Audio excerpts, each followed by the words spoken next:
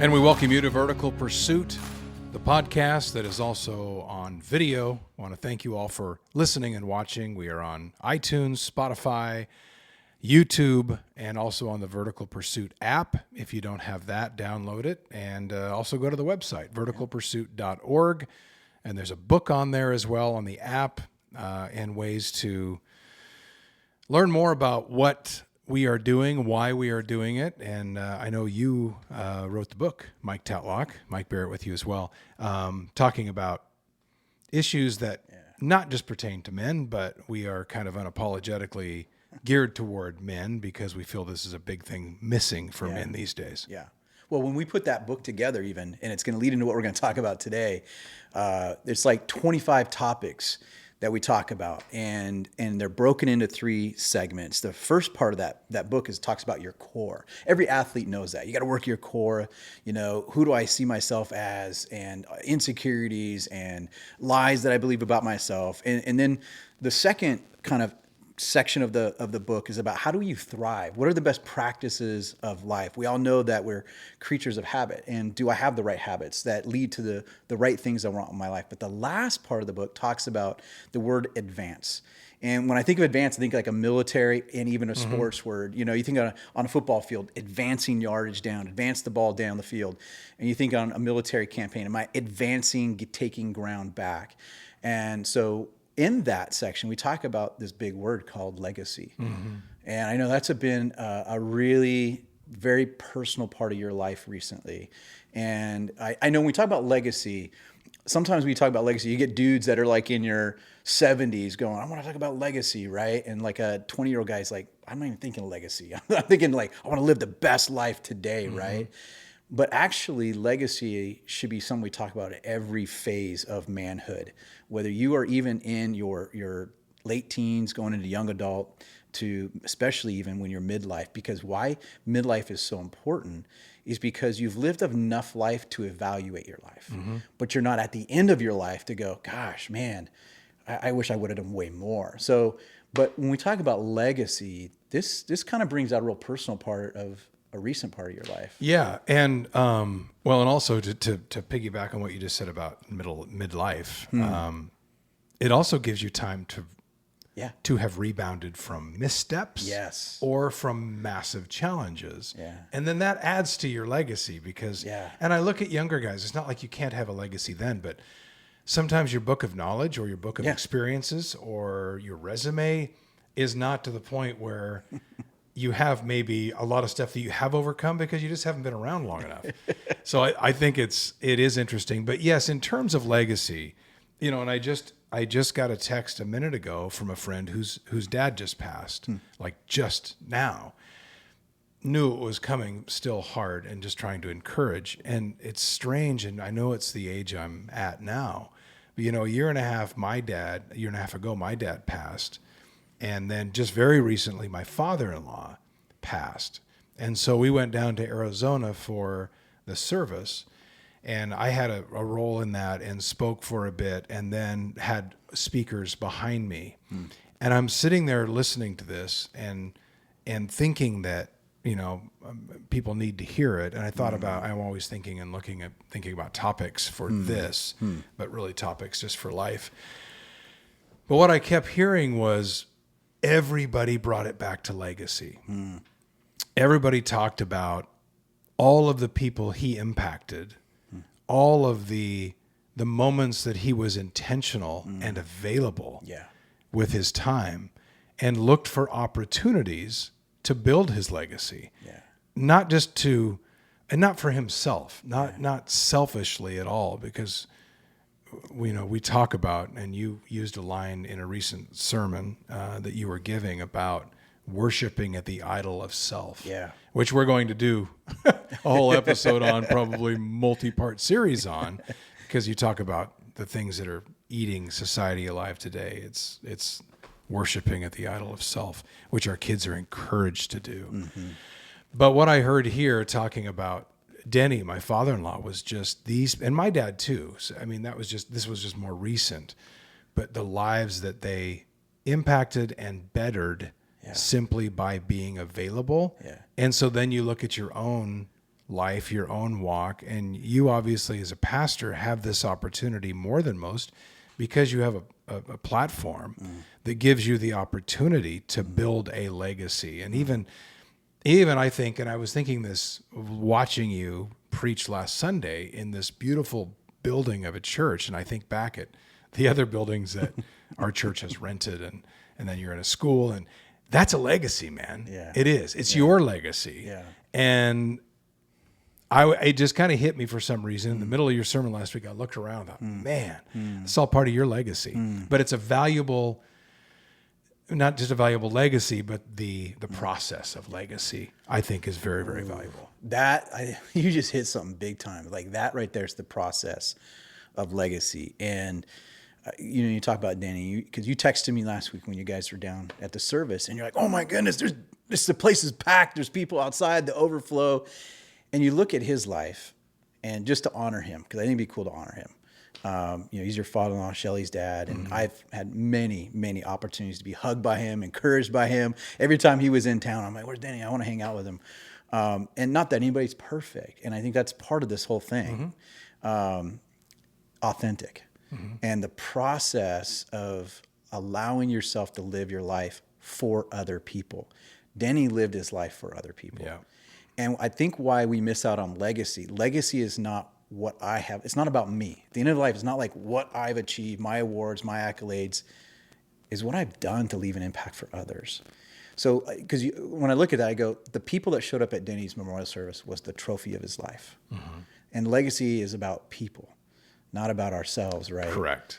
And I think we get legacy and resume mixed up. Exactly. But I think of that, and I know it hit you, and it even hit me again. And when I'm, 10 years from now, it doesn't have to be at the end of my life, in my 80s or something like that. 10 years from now, if I look back and go, what have I done the last 10 years of my life? What have I done the last 5 years of my life? Am I making anybody else's life better? My kids, my wife, those I work with, friends I have, people that God's called me somehow to be intersected with their life. Can I look back and go, have I built something around me? Like basically, am I building my altar to myself? That's not a legacy. That's an idol. But legacies is about the trophies is other people's lives. And so then fighting off the urge to make it about yourself or to make it, you be you, dog. Yeah, right. That's what all you hear today. Yeah. And and our kids are preached that. Yeah. On social media it's just you go just do whatever. It's not what it's about. Right. And sorry to burn that down, but that's not. Yeah. And young people, if you listen or watch, this is not about you. Right. It's just not. No, it's not. And I hate when I hear that, but we're drawn to that. So I guess as fathers, yeah. And I think that in so many troubles today in this world are the result of a lack of fathers and a lack of attentive fathers. Yep. And so when you talk about what's the most valuable legacy that you can give or the most valuable legacy you can leave, it isn't in your money and how much you made and how whatever else, all your accomplishments that you talked about, your idols, your trophies. It's about those little trophies that you have that you can leave that legacy to them. That, I think, sitting at his service and watching the job he did as a father to not only his own kids, but I mean, taking in, in this town in Arizona, there's this pizza place. This is such a cool story. It is. There's a pizza place and it's a town of 15,000. And you know how sometimes those places are. That's the place to be. Yeah. Lunchtime, all the kids will go there. Friday night football game, Saturday. Well, he lived at this pizza place because he knew that's where the kids were. Right. And so many kids who didn't have maybe the ideal family life, he went to be a father to, not to try and replace their father, but just try to give some guidance to. And so what I was moved by was all of his friends talking about his legacy, how he impacted their life. It was later on and hearing the emails and the stories from kids and even the guy who owned this pizza place. I don't know if it didn't matter. I don't know if he's a believer or not. He took me aside and was crying and explaining how much time he spent at this pizza place. Yeah. Literally walking table to table and learning and knowing these kids and being intentional and being mostly available. Yeah. but as a father to not only his kids, but to those kids, that blew me away, because that is a legacy I want to have. Yeah. Well, and I know enough of Denny's story that at one point, he was about midlife, I think it was, when they moved down there. And, and it took a massive step of faith to go, I'm going to commit my life to investing, mentoring, pouring into other people, and not pursue a big career with a big paycheck. Because he lost that. He lost in all of it. 86 Exactly. in that real estate crash. Yeah. Is where he went, okay, time to go start a ministry. Yep. So I'm moving to this little town. I'm going to do it. Yeah. And trusted God for income in Yes. miraculous ways. Yes. But what was crazy was he's like, I'm going to give up the pursuit of that wealth. And because you get to the end of your life, and the Bible says there's only two things that exist for eternity: souls and the Word of God. You can't take your treasure with you. Mm-hmm. So if I'm going to invest in anything, what's eternal is people too. Their souls, the impact I have on them. So he puts aside the pursuit and chasing after wealth, which you can't take that with you, to I'm going to change that. What's more valuable is people showing up at a pizza shop, buying some kids some pizza, and they're kind of going, what, why, but he cared, and he was present with it though. I just love those stories. It inspires me. And even like, there's a family down there that we have known for years that we always go to the house for dinner. And this has been for 20 years that we've gone down there. And I've always known this guy and his family. And I always just assumed that he and Denny had known each other forever and always been godly men and walking the right. So I'm out by this guy as he's cooking ribs on the barbecue, and we're just talking. And come to find out, he had a flat tire years ago. Denny pulls over to help, which is no surprise. That's what he always did.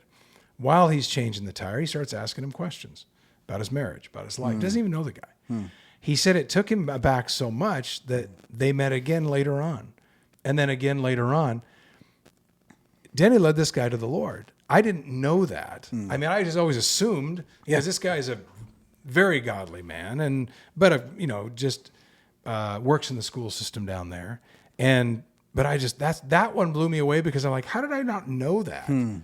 As much as I've known both of them, as many times as I've been down there, I missed this story.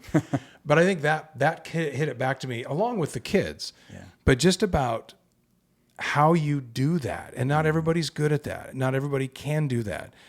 But to see how he took normal everyday life situations, and he didn't hit somebody over the head with the Bible and judge them, and all these things that we've heard in the past, and the things that normally make people turn away from Christians on, or street revivalists. Not that, hey, do your thing, but it's the intentional availability that he would take to guys like that to start the conversation, to get him to at least start inspecting himself, maybe internally after he leaves, right, and then see where it goes from there. And that planting seeds that we always talk about, that's what that is. That's exactly what it is. And you keep saying it was intentionally present in those moments. It's interesting too, because you had this moment, they always say you get to the end of your life and you look back, and you go to somebody's memorial service, and those are the moments you see where legacy is measured. Mm-hmm. And how many of us want to get there, and which we won't be, but we're in that context of, in our death, what have we left behind, and what have we paid forward? That's legacy. It's leaving behind something, but it's paying forward. That's momentum in somebody else's life that carries on way beyond your life. And I talk about this with Blazer guys in chapel. And these are all young dudes. I mean, these are 18, 19, 20, 24-year-olds. And we talk about not living a life of regret. It's interesting. The word regret, in its origin, it means this. It's the same word for grieving. So what happens is we all grieve. Grieve means I wake up one day and I lost something. That's what grieve means. Regret is similar, that you wake up one day and you feel this sense of loss, that my life didn't matter. And I'm sad about that. So legacy prevents regret. It prevents, it's the antidote to waking up someday going, I chased everything and I chased the wrong. And these pro athletes, they're chasing all the things, the paycheck, the endorsements, the shoe contract, the championships. It's like, okay, that's fun.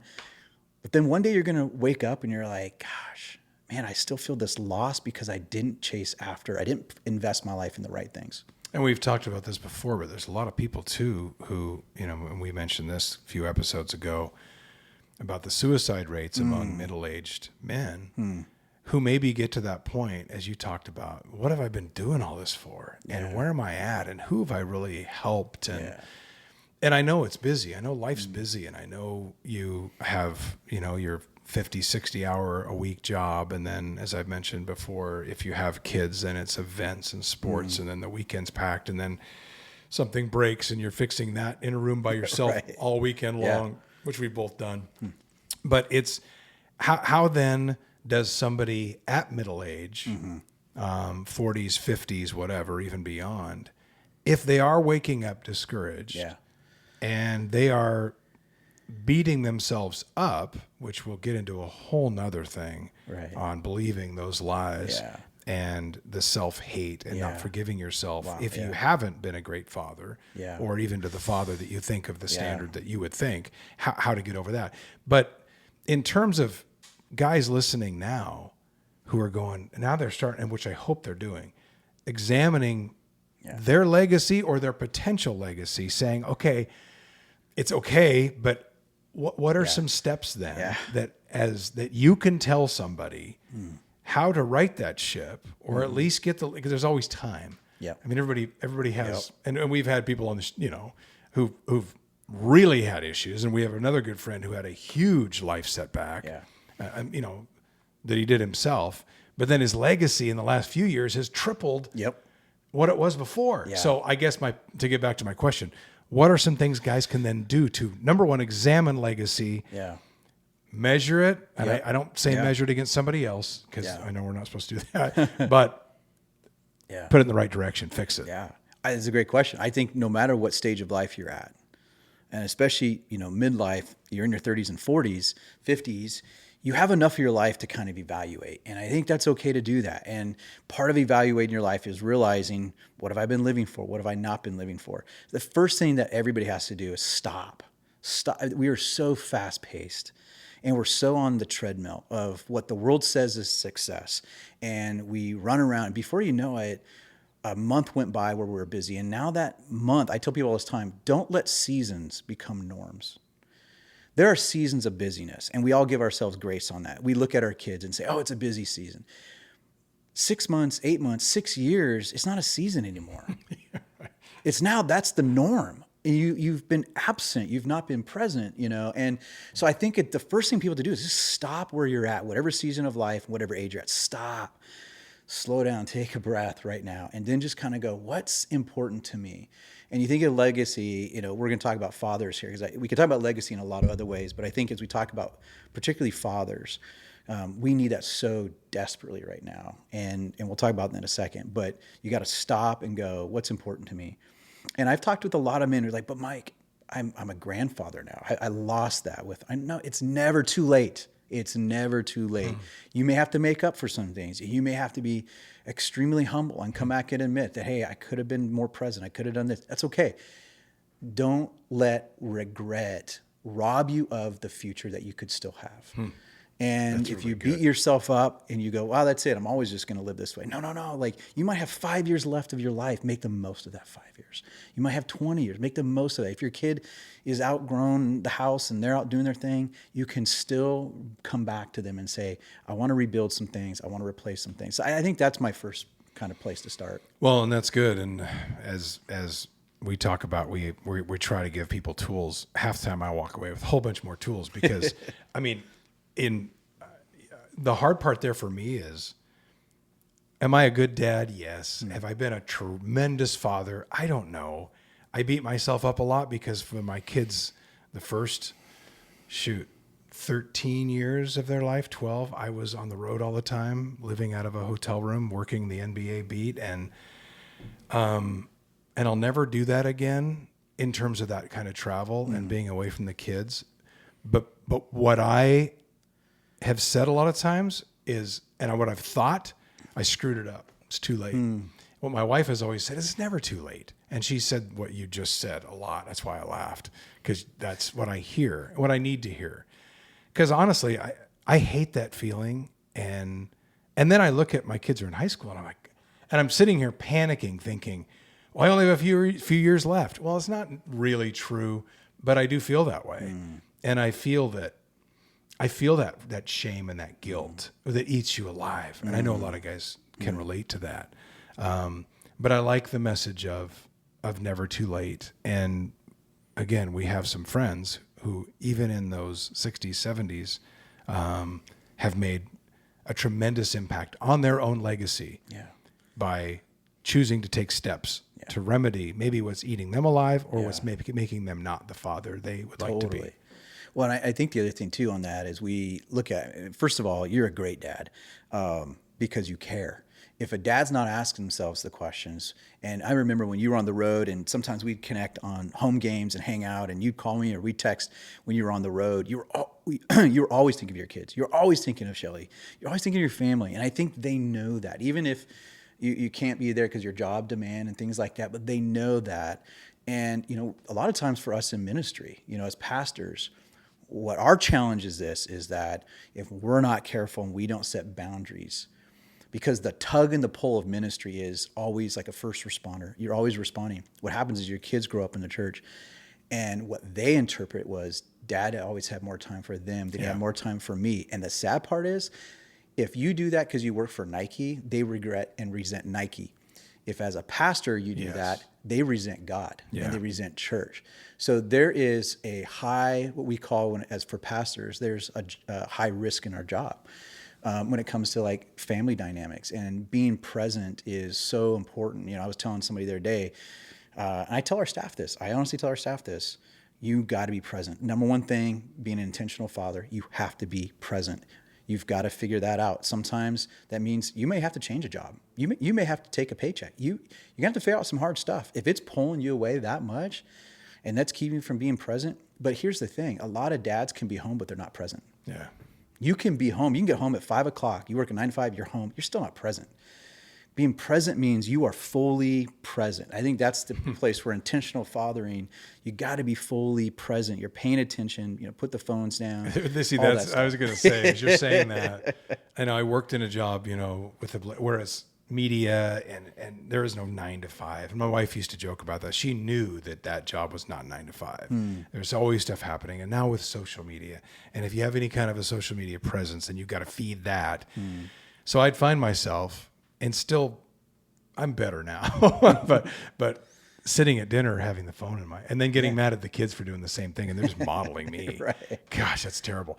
But and then running to my computer to send 4 emails that I got to send. I heard it. I wonder what those are. Right. Man, I've been guilty of that. Oh yeah.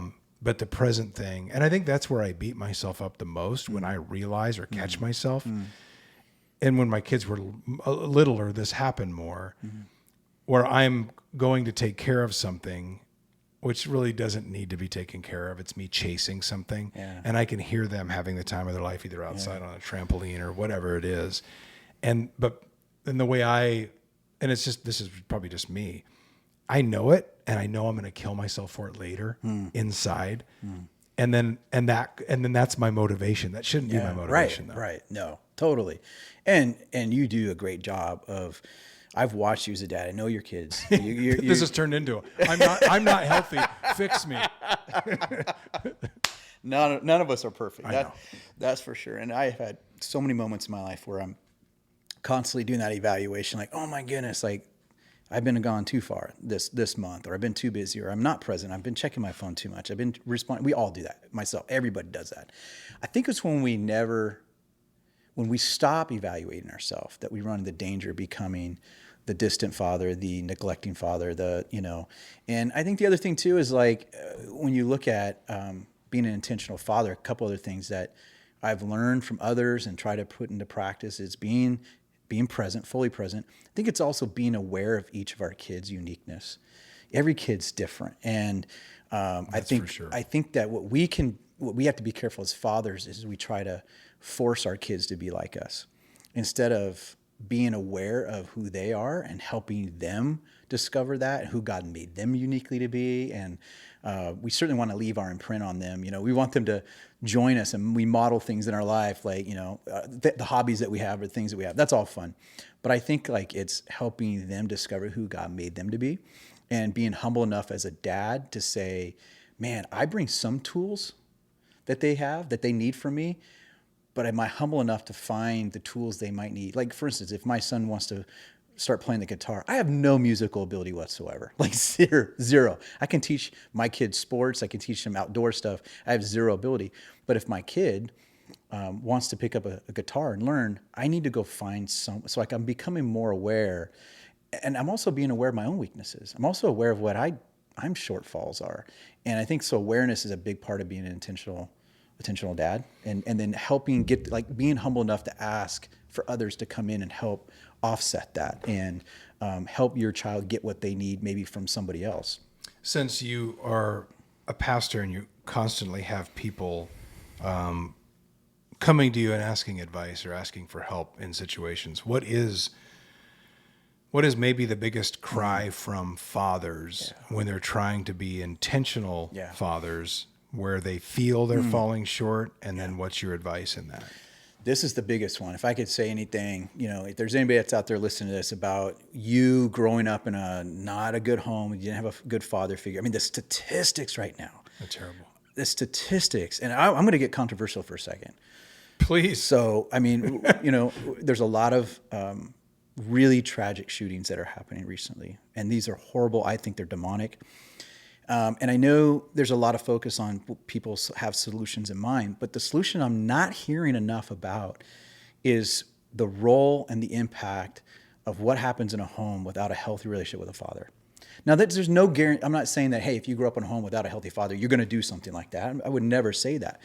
But if you look at the statistics behind even like gun violence, you look at suicides, you look at even children in school, their performance, the dropouts, the ones that struggle, you look at incarcerations in prison. I mean, you kind of sit back and you go, wait a minute, there's a common element in this.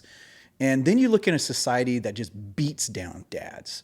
They portray men as the Homer Simpsons, and these guys are goofballs. And so society doesn't even emphasize the importance of having a good, we don't even respect, we don't even respect fathers anymore. No. Society says fathers are goofballs, irresponsible.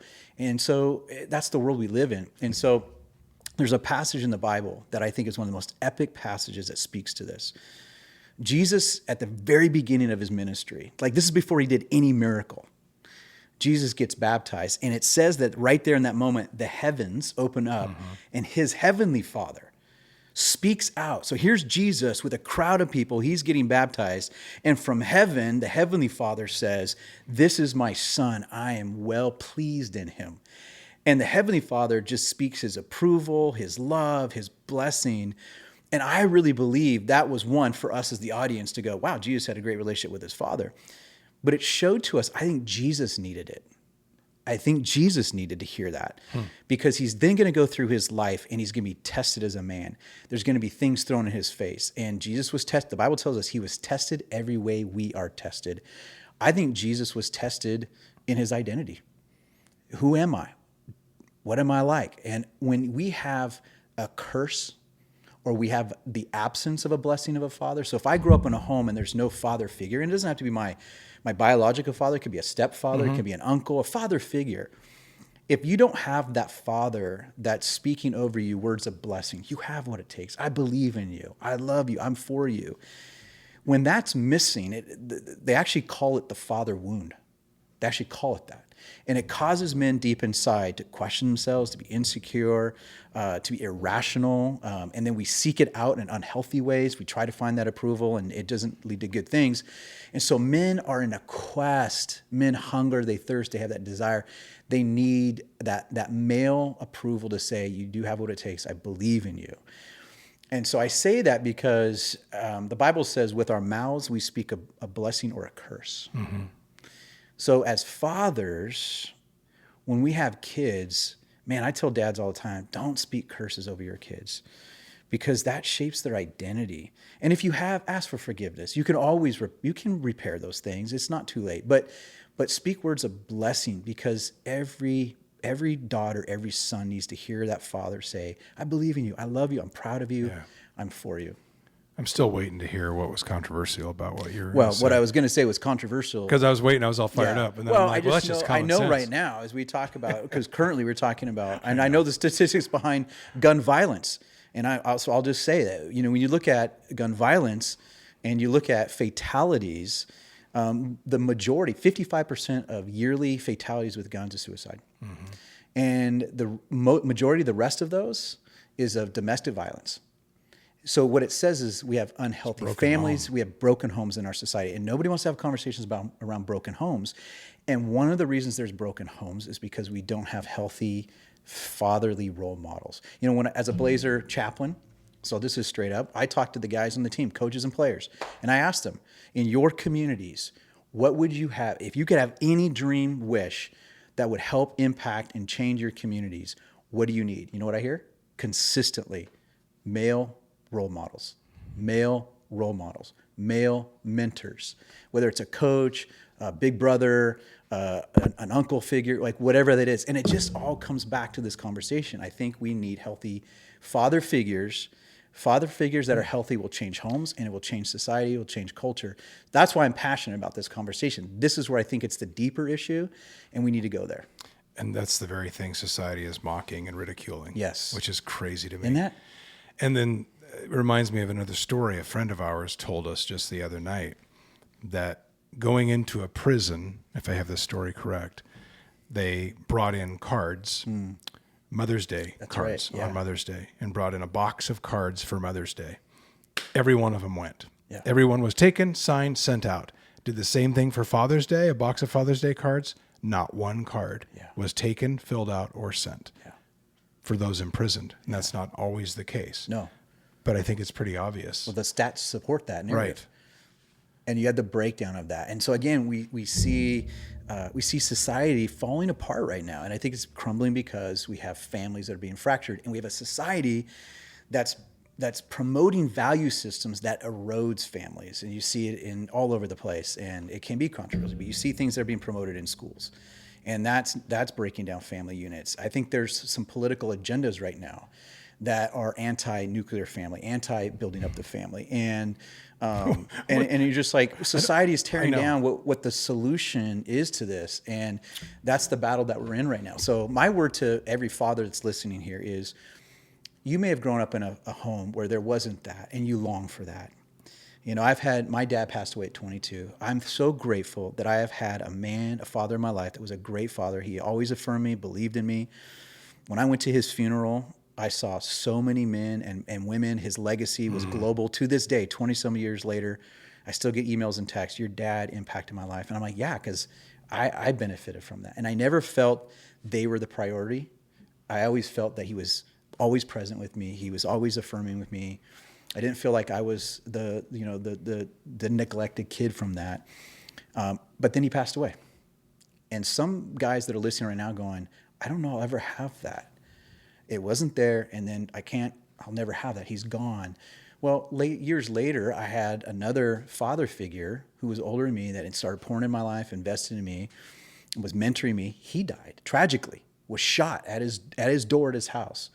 And I went to his funeral because I always thought I was the one that he always spent all the time with. Then I go to his funeral, and every guy that was there was thousands of men at his funeral. And I was like, I didn't know that. They all said, we all felt like his son. Somehow he was able to make everybody else feel like his son. And I went, man, I want that kind of legacy. And that's interesting you say that, because at my father-in-law's service a couple weeks ago, we heard a lot of people tell that story of my wife and her brother. People said, well, how did you guys feel having to share your father with so many others? And they're both like, we didn't know. Yeah. We never noticed that. Yeah. And because I think he was talented enough and blessed enough to be able to strike a balance, to be able to not, despite the fact that he was pouring so much into so many, his own kids didn't feel like they weren't getting enough of him at home. Yeah. So I think that's great. And I think putting myself in the shoes of men who are hearing this, they're probably first thing's going to say, how am I going to find time to do all this? Mm-hmm. It's one more thing on my list. Yeah. But in terms of legacy, it's by far the most important thing on your list. It is, absolutely. And I just think that's the word of encouragement. And I wouldn't say to guys that you didn't have that father figure, there is still the opportunity that God can bring other men in your life. And I tell guys this, like, get involved in church. Yeah. Show up at men's events. I look at our church specifically. We got guys that are 60, 70 and getting into 80 years of age. They got more time on their hand. They're actually looking to find some guys that are in their 20s, 30s, and 40s so they can do that. And a lot of those guys are like, man, they missed it their first time around. Yeah. And they want to like and that's what you get the grandparent who comes in and now he has the time and oftentimes has a little bit of resources. And so we get to the funniness of the grandparents spoiling the grandchildren because this is they get a reprieve. Yeah. And I can see that in terms of just simply the way the life slows down. Because that's what I do hear from guys that I know, like I said a moment ago, is just finding that time. Yeah. They kind of know this is the hard part for me, and I've told you this before. I don't know if it makes sense. My curse has always been that I know better. Yeah.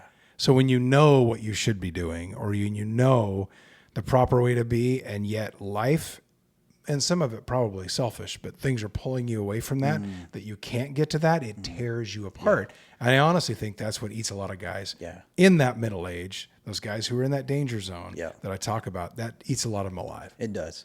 And I think like it's okay for us to challenge men. I think men, they don't need to be demoralized, but they need to be inspired. There's a difference. What culture's doing right now is demoralizing men. You're a piece of garbage. You don't have what it takes. You're this. Men just hear that all the time. We need to inspire men that they can live up to that. You can. You got what it takes. Even if you came from a home that it wasn't modeled to you. It's like someone who grows up in an alcoholic home and everybody says, oh, the trend is they're probably going to be an alcoholic as well. Do you know how many guys I know that grew up in alcoholic homes and because of that they go, I'm going to live my life so intentionally to not be like what my father was. So you can even use negative examples in our lives as inspiration. So as we approach the end, and I don't want to open a whole new can of worms here, but I hear you talk about this and I agree. With society doing this to men, and it's become this almost comedy of mockery of the male role model in the home, what's the goal in that? And why are we doing that again? Yeah. And is anybody drawing any kind of comparison to the fact that stuff's falling apart and you've destroyed this? And I know when you say this, you get demeaned. Traditional role. Yeah. Yeah. What's the goal there to destroy all that? I've never been able to figure that out. Well, so here's the thing, real quick. When you look at the very beginning, God exists as a family, Father, Son, and Spirit. Father, Son, Spirit. There's family language. We didn't create that. God expresses himself. God creates humanity in his image. So sons and daughters, moms and dads. Family is part of living out visibly the expression of who God is. We're his offspring, if you will, as creation. Satan wants to just shred that. Okay. Satan wants to shred any way that God's image can be reflected in a beautiful way. So society and culture partners with the agenda of Satan to just tear that down. And what better way of doing that than to take men and take them out, or contribute to men being passive, or men being abusive, any of those things. But there's a lot of guys I know right now that really do want to step up, but they're just being demoralized. And men don't need to be somebody in their face yelling at them. They need to be inspired. They need to be encouraged. And they need other men to sometimes even give them the practical tools on how to do that. And I think like if we can move in that direction, then we're going to see, I believe we'll see homes transformed. Mm-hmm. And I think we'll see what God designed for families to display his image and likeness in the world. Because here's the thing, we tell people this all the time. I can't tell you as a pastor that if someone grows up with a horrible dad, that father wound translates in how do they see God. Mm-hmm. An earthly father to heavenly father. Absolutely. So what better way for Satan to try to put a barrier between us and our heavenly father than a barrier between an earthly father and a child? And so Satan wants to get in there and cut off that relationship. And I think we're seeing that in our culture right now. There's value and there's sin involved. Of course, men for generations have had their own issues we bring to the table. But we're living in a society right now that is trying to, I would say, discredit the role of a father in a home and tearing that down. And so that's the voice I want to kind of counter that and bring truth into that. And that's one of the big reasons we started trying to do this too. And the truth part of this, and the way you circle it back to truth in the end is what I love about this. And I hope that some of what we're doing and some of the people we have on and some of the stories and experiences you tell are part of that truth, and that can help you with some of those questions and give you some of those tools and help you restart or start That's it. or complete your legacy, because nothing's more important. We want to thank you for listening and watching Vertical Pursuit. Once again, we encourage you to go on the website, verticalpursuit.org. We are on YouTube, Spotify, iTunes, and download the Vertical Pursuit app. Big thank you to Nick Livingston, David Ward, who are handling everything back here for us and along on this ride with us all. We will see you next time. We invite you to subscribe to our podcast, comment, or message us, and check out our website at verticalpursuit.org. Download the VP app and check us out on Instagram, Twitter, and Facebook.